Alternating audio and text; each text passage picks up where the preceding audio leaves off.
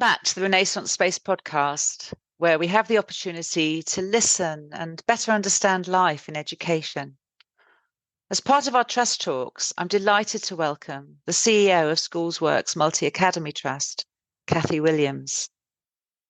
So welcome, Cathy Williams. Thank you so much for coming. Perhaps you'd like to give a little bit of an introduction about yourself and who you are? Yes, happy to, Margaret. I'm Cathy Williams. I'm the CEO of Schoolsworks Academy Trust, which is a multi-academy trust down in West Sussex along the south coast. And the trust has been around from 2012, but I've been CEO for about a year and a half. Before that, I was the Deputy CEO and the Director of Teaching and Learning. And before that, I was the head teacher of the founding school of the trust. So that was Edward Bryant School in Bognor Regis. And I was head teacher there for a long time. During my time there, I worked with other schools and supported schools that were having difficulties. I trained and worked as an Ofsted Inspector, and I did some other things at the same time. I've worked in West Sussex for probably over 30 years, but my teaching career started in London. So I'm kind of the old ILEA, good old ILEA, yeah. So I came down to work in West Sussex. It was a bit of a shock to the system from working in inner London. I'm sure. Different, yes, very different. And I should think, just from a diversity point of view, that in itself, it's probably true to say that that's still, to a certain extent, similar now, although obviously it's a different landscape. Yeah, the school I started my career off in London was in the Guinness Book of Records for being the most culturally diverse.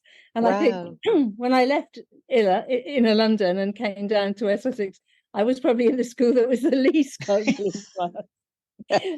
Exactly. So it was a bit of a shock to the system. So really interesting, because obviously fully immersed in the education system from sort of, as they would say in America, from soup to nuts, done everything within there and whatever that journey or whatever that menu looks like. I haven't got vast experience outside of primary.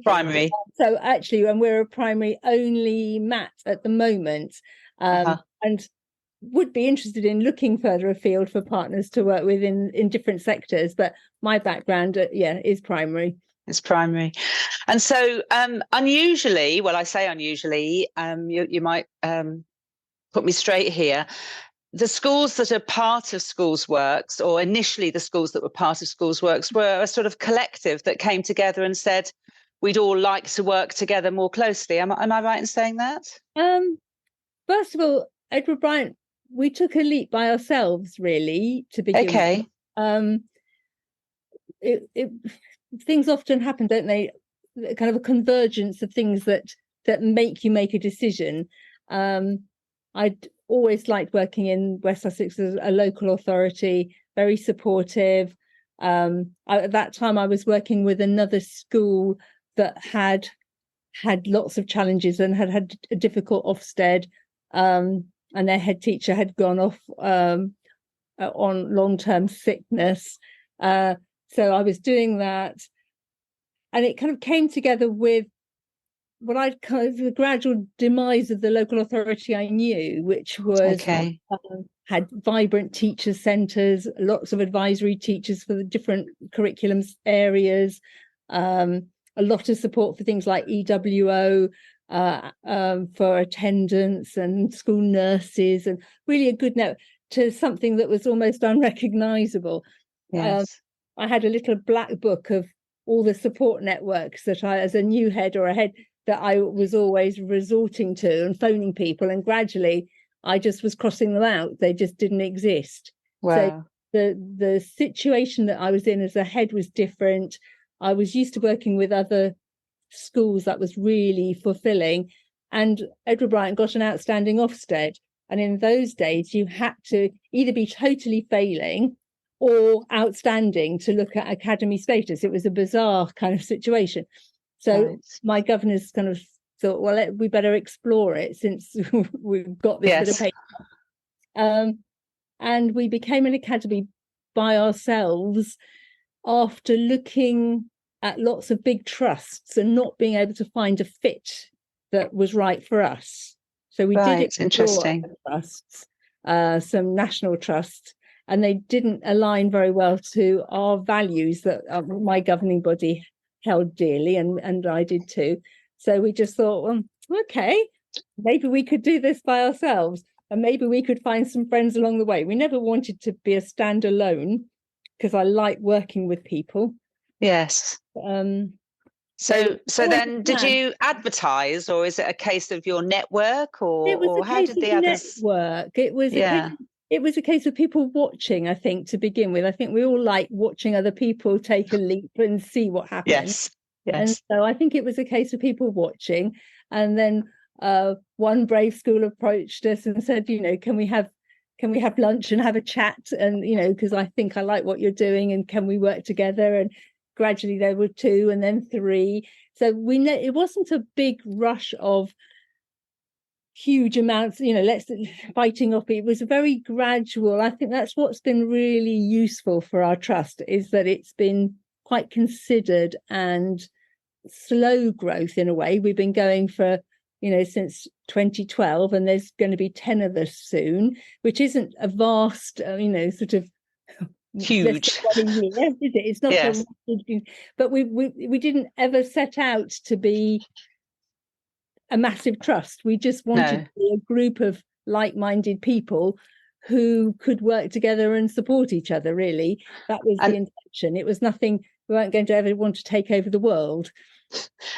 And the benefits, of course, of working together with colleagues, no matter how big or small it is, if you've all got a similar culture and a similar understanding of where you're wanting to go, particularly, I think, in education, because there's so much, isn't there? There are so many people who are very comfortable giving advice, but maybe don't fully appreciate how it is for some schools in certain areas, and geographical, demographical, and all of that stuff. That has to be the biggest advantage to being, I think, in a MATS, in a multi-academy trust, is that really deep, purposeful collaboration within a strong and resilient structure.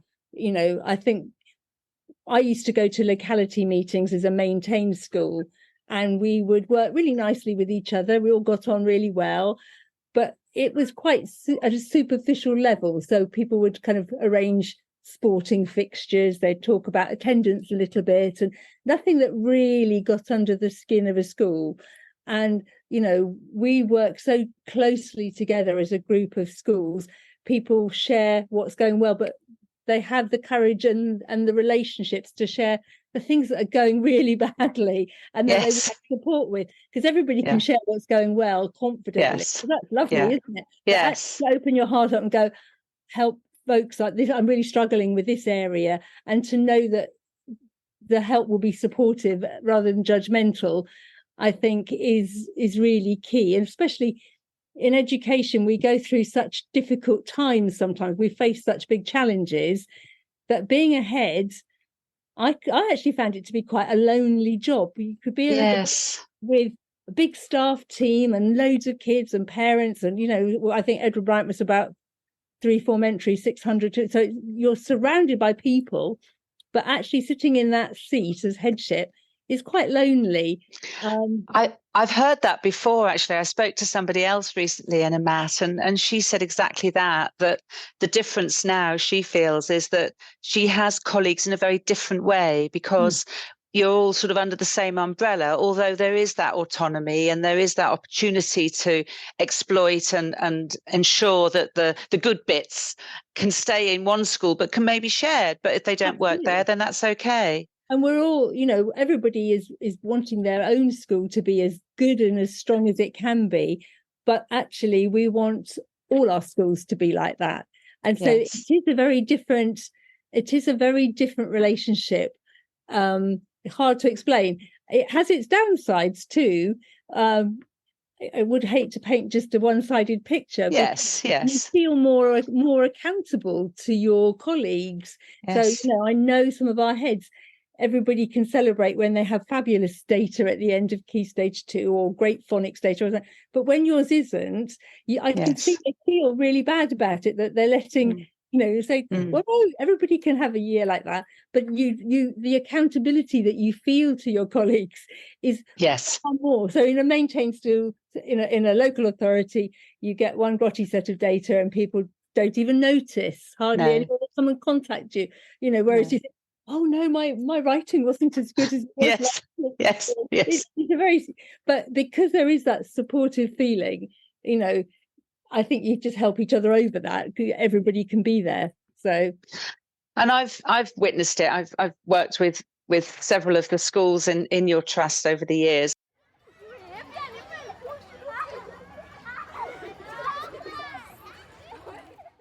And what is very heartwarming, really, is that you have got this. Is it 10 schools now? Are you 10? We talk about, it's a bit twee. We talk about being a family, and it does sound a bit good, but we've been recently that's gone into we're having twins this term.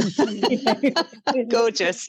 So but what's always been, I think, very impressive is that you can still hear the individualness of different heads in the way that they're portraying their staff, their teaching and learning, their children, and it doesn't feel like a sort of carbon copy going around the table.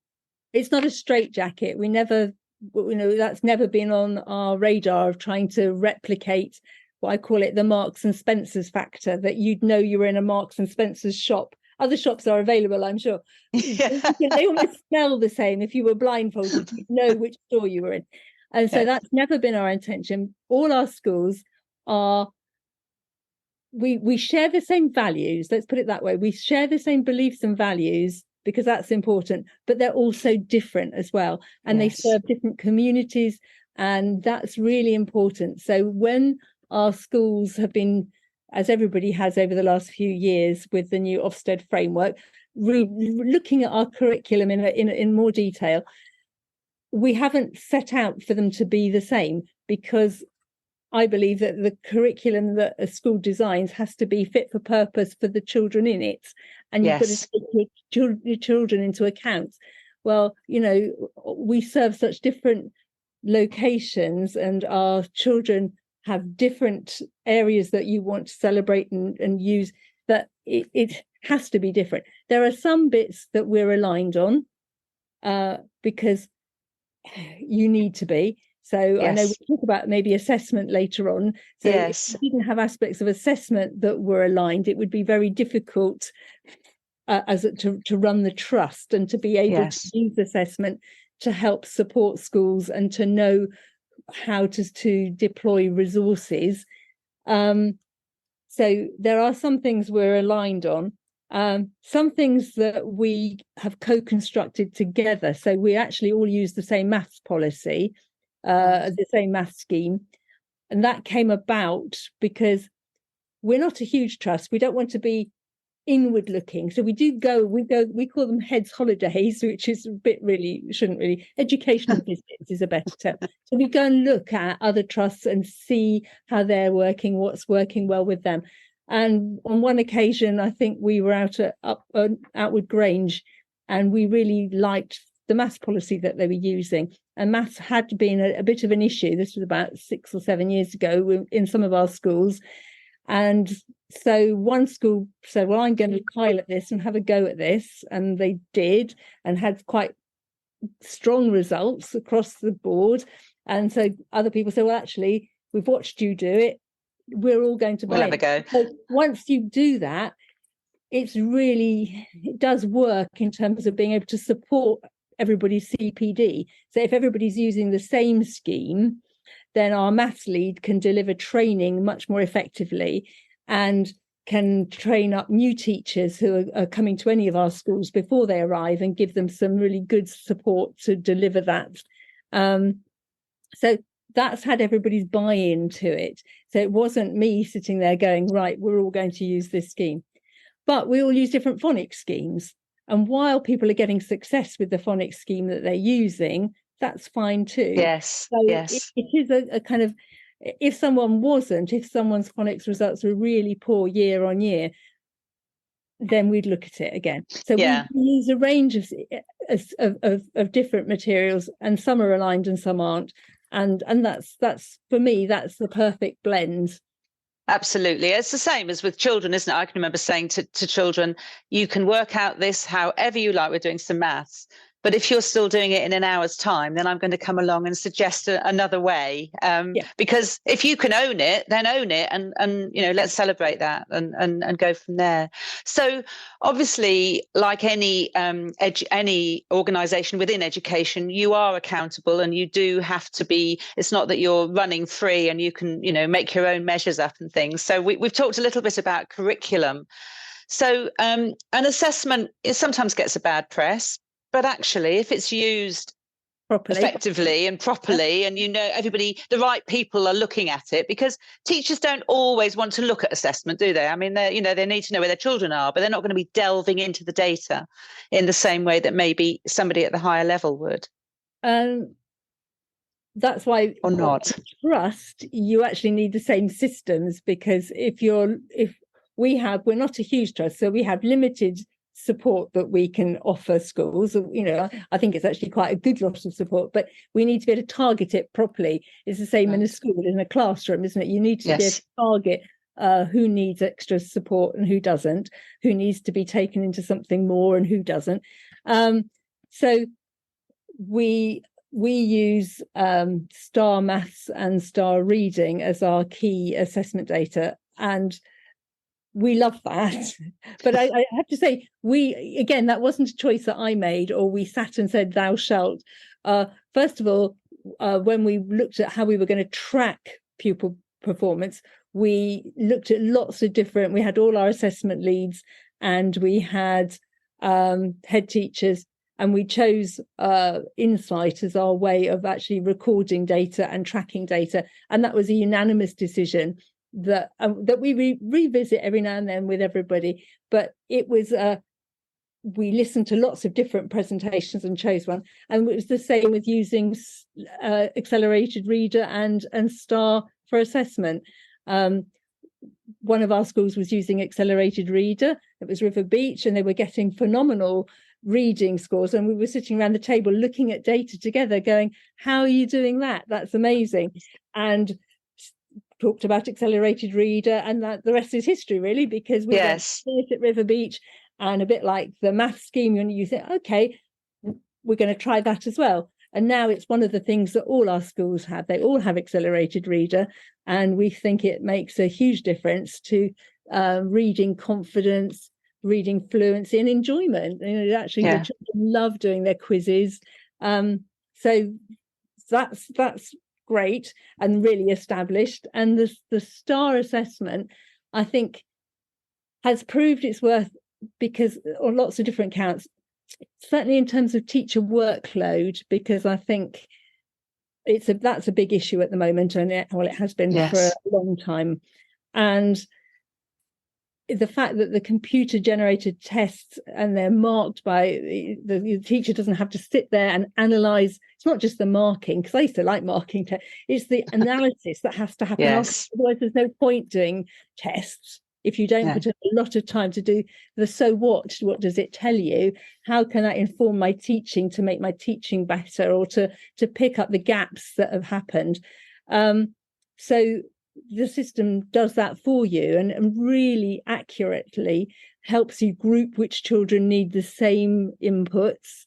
So I think it's seen by our teachers as, so assessment isn't seen as a kind of negative thing. It's actually part of the teaching process, isn't it? Yes. Knowing where the children are and the interventions, and extending those bright children and those children with EAL, because I know one of your schools actually has, well, it's actually Edward Bryant, isn't it? Has a lot of children who don't speak English as a first language. Yes, I think we're up to about 40%. And so it really gives teachers very useful information at literally the touch of a button, without them having to do all that analysis of how to support those children more effectively.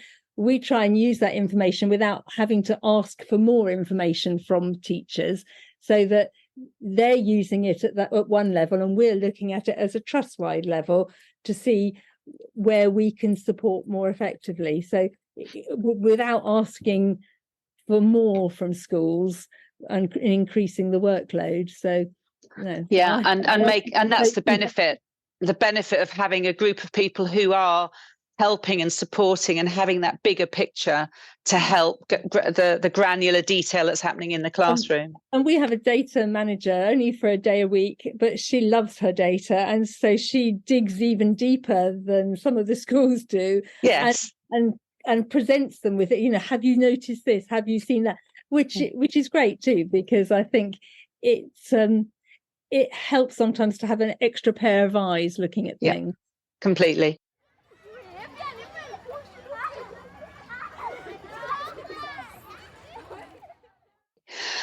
The other thing I've witnessed, which I think is a real benefit of a mat such as yours, is that staff have had opportunities to move around and have different exposure. And because the schools are all so different, visiting and then doing long-term visiting and sometimes staying and being a key player in the school. Yes, it always seemed really sad to me. And, I'm sure you've experienced it too, that after 3 or 4 years, some teachers feel that they need to have a variety of experiences on their CV if they're going to progress their career. And, that awful feeling when someone says, "Oh, Cathy, I don't really want to leave, but I've seen this job," or your heart sinks. So what we were trying to do, we were thinking, we're soon to be 10, but 8 at the moment. So if we've got 8 schools, surely between us all and in very different situations, we can give people a range of experiences without them having to leave. And that's proved really, really good. So sometimes we do grovel to people and say, if a school has got a real need for an input in for maths, or their maths lead has left or is on maternity leave or something, we might approach people and say, would you consider a secondment to? But also it's open for people to ask. And we're actually in that process at the moment. We've had 4 or 5 applications come in this year for looking at September 24. And people sometimes have gone for a year, and it's just been an interesting experience, and they've added value to the school they've gone to and come back again. Or sometimes people have stayed, which is great. I can think of 4 or 5 teachers who went on secondment and are still there. But nice. We've also tried to give people opportunities to work across the trust in different ways. So there's the secondment programme, but we've also just started, about a year ago, trust subject leaders.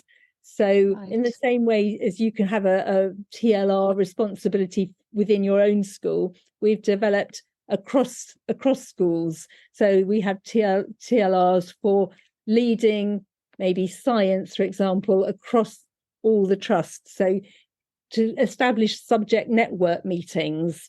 So you don't have to be the best science teacher in the whole trust, but you have to be keen on networking and ready to and good organizational skills, and you're kind of running the team without having to be the best. I can see that. And you hold on to them too, don't you? I think if you can, people, everybody works really hard. You don't go teaching not doing that. No. But sometimes you just need to refresh your role a little bit to maintain that level of interest, and so it gives people another perspective. Brilliant. So this is all amazing and very positive.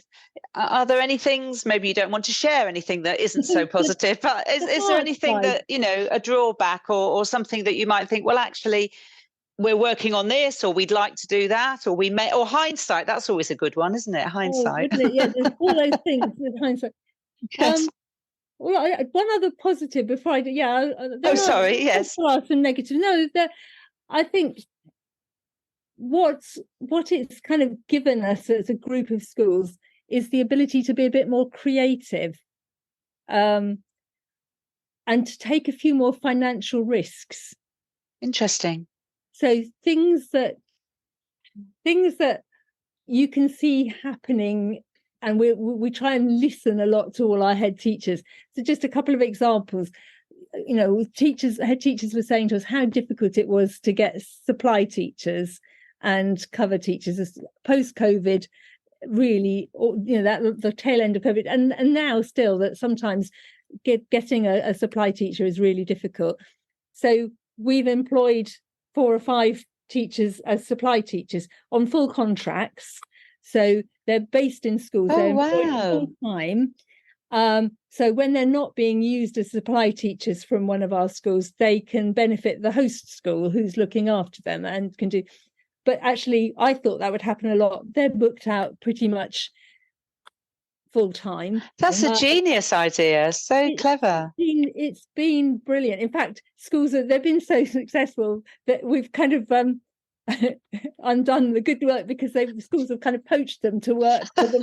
So we're in the process of trying to employ some more this time round because people have said, "Oh, can I employ so and so as to do interventions?" And can I say, brilliant. What a great way, though, of sort of almost testing out people before you employ them, because it's such a big job, isn't it, employing people? And people really get to know a school. We can actually train our supply teachers then. So we're like with the maths scheme, they get training so that if they are called to different schools, they can deliver the scheme, they know it and understand it. So that's been a success, but also not a success because we've had to employ some more. And all our schools are struggling a little bit with some very high needs SEND children at the moment. It's a kind of a national issue. It's not a West Sussex issue or a Schoolsworks issue. But so we could see that coming a few years ago. And it got to the point whenever we used to employ a new Senko, I would ask one of our existing Senkos to be like a mentor and to support them into their role.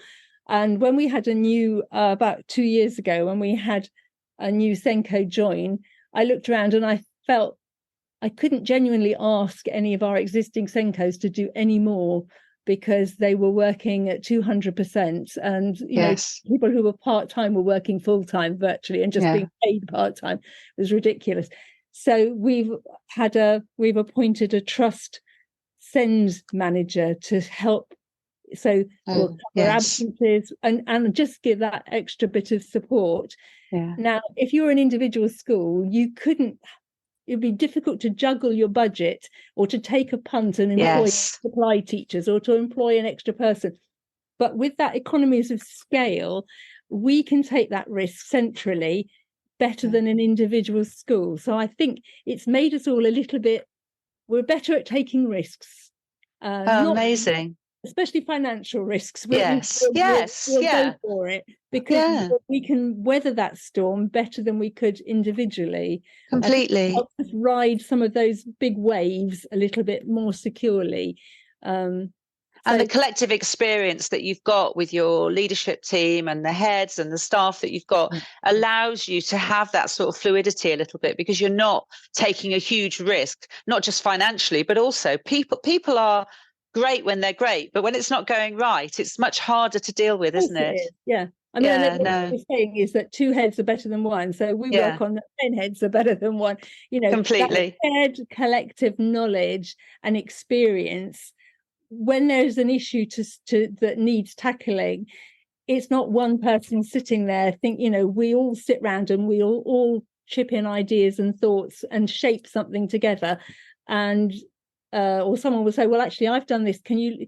It really is a great supportive network. I think the downside is what I've said, that with that really strong collegiate feeling, you can feel that you're letting people down if things aren't going well, and so you have to make sure you kind of the support is there, and it's not a kind of not at a challenging level that everyone's got a bit of space. Everybody can have a bad, one bad data. Everybody can have a bad day. Everybody can have. So there is that it's like with close friends, isn't it? Yes. So there is that. The level of accountability. If anyone had ever told me that academies can go off and do their own thing and they have freedom of choice for this and that, I have to tell you, the level of accountability being in a multi-academy trust is vast. Things like financial audits. Well, in a maintained school, if someone came in for a morning or half a day, it was a miracle, and it was such a light touch. I think the first audit that we had as a mat, I was shell shocked. I mean, Really? it was months. I mean, Wow. there is a huge amount of accountability, and Yes. that's fine. Quite rightly so. Yes. Quite Yeah. rightly so. But it is vaguely annoying when you hear on the news that academies are can go off and do Yes. this and do that. I actually think we have more accountability than a maintained school. But so it's been fascinating, Cathy. Thank you for being so open and sharing so much. And I know there'll be people who will be taking notes and thinking, oh, maybe we could try that. Have you, so sort of as we're sort of pulling it together, really, future plans? I mean, obviously, I don't expect you to tell all the secrets around the Schoolsworks, but anything that you've got in the pipeline that you'd like to share? We've got very many secrets. We've got our two schools Twins this term, so that's going to keep us quite busy. And one of the things that we're really excited about is we're piloting a kind of a local high needs hub model in our schools to support SEND. For we're not opening a special school or things like that, but actually something that's in the school, a bit like a special support centre, but run by the school, in the school, for the school. And we've opened one at River Beach called the Lighthouse, and it's it's a high needs hub, and it's very cost effective, and it's very inclusive. We're talking to our local authority, who think it might be a model that could be replicated. Yes, it means that children aren't being transported across the county to reach specialist provision. So we're quite excited about the work we're doing there. So that's where we are. And we're forever looking to improve and working. No one ever sits down and thinks actually everything's fine, do they? Well, it's a never-ending search for how can we do better, and that's quite good, but how can it be even better? So it's life is never static.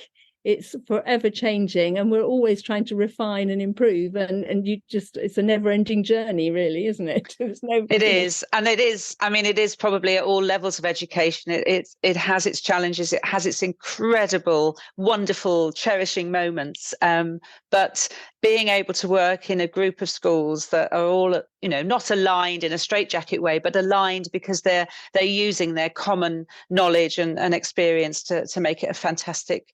And those children and families should be so pleased, I'm sure they are, and grateful for what you as a group are doing for those children. I don't know, how many children is it roughly? We're about 3,500 at the moment. But do you know what? I think part of I think if you ask lots of our families, they wouldn't actually know we existed as a trust, because they're just thinking of their school. I think most families, we were discussing this as a group, the management group this morning, and whether it mattered. Most families, the relationship you want is with your child's teacher, maybe the head teacher, maybe the teacher they had last year. But actually those are the really important people. If they know we exist, that's fine, and that's but I'm not actually that worried that if they don't, because I think our part of is making it all work in the background. We're trying to, we're not right at the front. We're not kind of saying, look at us. No. We're the background people. We're the backroom people making all the cogs turn and making it work. Yes. And if they know we exist, then great. But if they don't, and as long as they're satisfied and they think their child's getting a good deal in their school, then that makes me happy. That's all that matters. They know who I am or not. Fantastic. What a great story. So we called this from head teacher to CEO, and at first glance that could look dry and very formal and corporate, but actually your passion, your engagement, your clear love of what you do and what your colleagues are doing shines through the whole conversation that we've had. So thank you so much. Pleasure, Margaret. Always nice to chat. Well, I hope you enjoyed listening to Cathy as she shared her passion and strong understanding of teaching and learning, and her knowledge of people and how important they are to not just Schoolsworks, but anybody in education. So much more than a CEO. If you've enjoyed this episode of the Renaissance Space podcast, please take a moment to rate and review us wherever you get your podcasts. And don't forget that you can catch up on all previous episodes at www.renlearn.co.uk/podcast. Thank you for listening.